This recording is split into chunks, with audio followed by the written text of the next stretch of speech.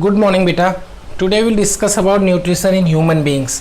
First of all, we will discuss each and every part separately. Then एक साथ combine करके human digestion process होता कैसे है उसको हम बाद में डिस्कस करेंगे.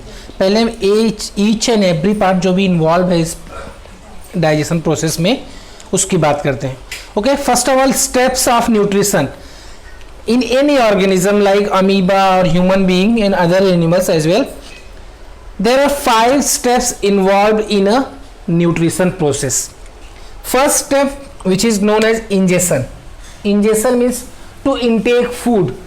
Digestion, the process will start from the mouth, but for that we have to intake food. So intake food is known as ingestion. After that, second one is digestion, which is very complex process. Digestion means breakdown of food into the simpler form, means breaking down of complex food into the simpler form is known as digestion. After the process of digestion, food will be absorbed and then assimilate means just transportation.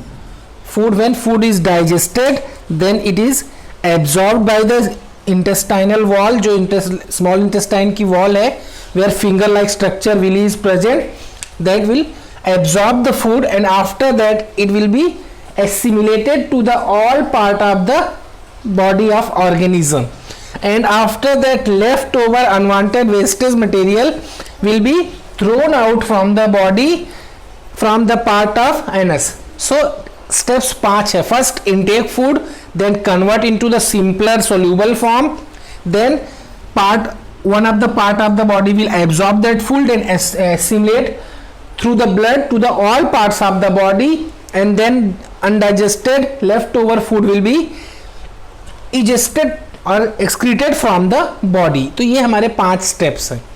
Now digestive system, what are the roles of these organs or part of the body? That seven part, mouth, esophagus, stomach, small intestine, large intestine, rectum and anus, these are known as alimentary canal, which is started from mouth and finish होता है, आपका end होता है anus पे. तो ये 7 part को हम कंबाइंड करके बोलते हैं एलिमेंट्री कैनल. एंड यहाँ पे कुछ ग्लैंड्स है जो लिक्विड डाइजेस्टिव जूसेस और एंजाइम्स सेक्रेट करते हैं, जिसको हम बोलते हैं salivary gland, liver and pancreatic gland और पेनक्रियाज. टोटल कंबाइंड करके alimentary gland plus alimentary canal plus digestive glands, total एक साथ कंबाइंड करके हम बेटा उनको बोलते हैं digestive system. Digestive system is a combination of alimentary canals and enzyme glands, जो भी एंजाइम सिक्रेटिंग ग्लैंड्स है उसको हम कंबाइंड करके बोलते हैं digestive system. Let's start with the first part, mouth. What is the role of mouth in the digestion? So first ingestion process जो आपका स्टार्ट होगा वो माउथ के थ्रू होगा बेटा, where food will be chewed with the help of teeth. There are 4 type of teeth: incisors, canines, molars and premolars, जो कि हमारे लेसन में बताया नहीं गया इसके बारे में, बट फिर भी हम बात कर लेते हैं इसके ऊपर. There are 4 types of teeth. Incisors, there are total 8 incisors present in our mouth. Use of incisor is just biting the food. And then canines, there are 4 canines present which is used for tearing the food particles. After that premolars are 8 in number which is used for crushing the food items. And last, जो सबसे last की broad teeth है बेटा, that is known as molars. Molars are total 12 in numbers and used for chewing the food particles, जो हम last part से chewing करते हैं. सबसे front part of the teeth is incisors, उसके साइड में बेटा टीयरिंग टीथ है, that is canines. Okay, after food यहाँ पे च्यूइंग करते हैं, means digestion process start from the mouth. Intake हो गया food, ingestion is over, and after that digestion process which is started from the mouth only.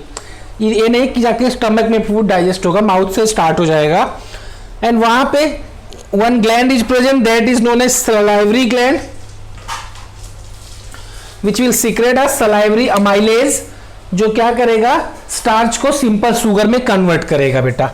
After that food will be transported to the esophagus, and esophagus is a pipe like structure which contains muscles and then food will be, and one end of esophagus is connected to the mouth and another end is connected to the stomach, and then food will be moved through the stomach and reach to the moved from the esophagus and reach to the stomach, and this movement is known as peristaltic movement.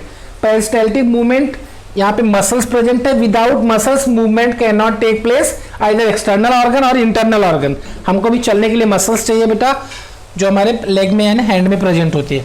Okay, so food will be transferred from esophagus to stomach by the movement that is known as peristaltic movement, and when food is reached to the stomach, where some gastric juices will release like HCl, hydrochloric acid release होगा बेटा, mucus and pepsin will release. What is the use of hydrochloric acid?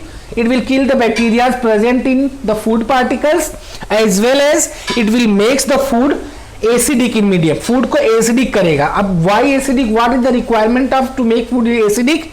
Without making food acidic, protein can not be digested by the help of, with the help of pepsin.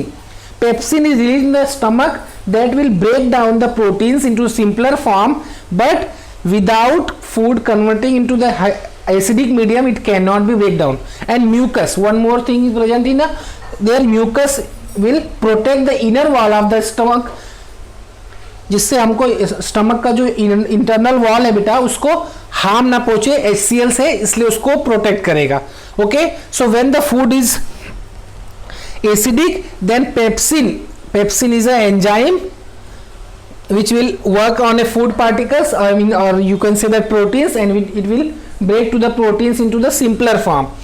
After that food will reach to the small intestine. In next video we will हम diagram बना के बेटा उस पे each and every part में कैसे movement हो रहा है वो डिस्कस करेंगे. And in the note I will provide only, इस पार्ट का नोट्स प्रोवाइड करूंगा आपको कि हर पार्ट का टोटली क्या यूजेस है, जो बेसिकली ब्रॉडली यूज है हम उस पर डिस्कस करते हैं. Then food will be moved from the stomach to the small intestine, and small intestine is a place where complete digestion process, अभी भी हम इसी पार्ट पे बात कर रहे हैं बेटा, डाइजेशन पार्ट, ये जो सबसे कॉम्प्लेक्स और सबसे लॉन्ग प्रोसेस है. Complete digestion process will take place in intestine, small intestine. Just note it down, food stomach से पास होकर डायरेक्टली स्मॉल इंटेस्टाइन में जाएगा, ये लीवर एंड ऑल में या पैंक्रियाज में नहीं जाएगा. Liver contain, liver which is the largest gland in a human body, it will secrete a bile juice and bile salt. Okay, liver will secrete bile juice and bile salt. What is the use of bile juice and bile salt? Bile juice will make the food alkaline or basic. अब तक जो हमने stomach में break किया था वहां पे acidic चाहिए था फूड, लेकिन अभी ब्रेक होने के लिए उसका अल्कालाइन और बेसिक होना जरूरी है, तो ये बाइल जूस उसको बेसिक बनाएगा. And what is the use of bile salt? Bile salt, bile juice and bile salt which is released from the liver, and liver is the largest gland in our body, and it is stored in a gall bladder, a sac like structure present in a liver, so temporary storing उसका वहीं पे होगा. Then bile salt will break down the fat particles, fat globules, जो fat के बड़े complex particles है उनको simple form में कन्वर्ट करेगा. This process is known as emulsification of fats. Emulsification of fats means breaking down of larger or complex particle of fat into the simpler and soluble form is known as emulsification, which is done with the help of bile salt. Okay, now we'll discuss about pancreatic juices.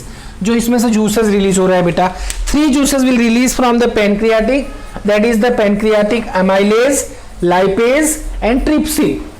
अब यहाँ पे आपको याद कैसे करना है कि कौन सा किसके यूज में आएगा. लाइपेज, लाइपेज में एक वर्ड से बना जाता है lipids, lipid is a fat, it's mean that lipase will work on fat. Pepsin will work, हमने पढ़ा था स्टमक में पेप्सिन वर्क करता है प्रोटीन्स पे, एंड सिमिलर प्रोनाउंसिएशन है pepsin and trypsin, so trypsin भी आपका प्रोटीन्स पे वर्क करेगा.